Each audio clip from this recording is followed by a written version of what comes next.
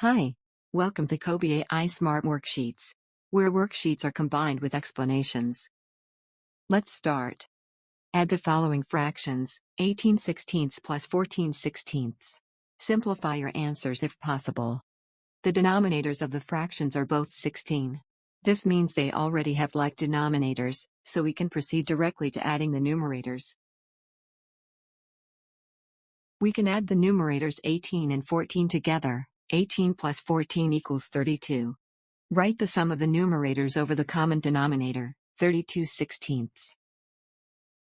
We can simplify the fraction 32 sixteenths by dividing both the numerator and the denominator by their greatest common divisor, which is 16. This gives us 2, which is equivalent to 2. That is it.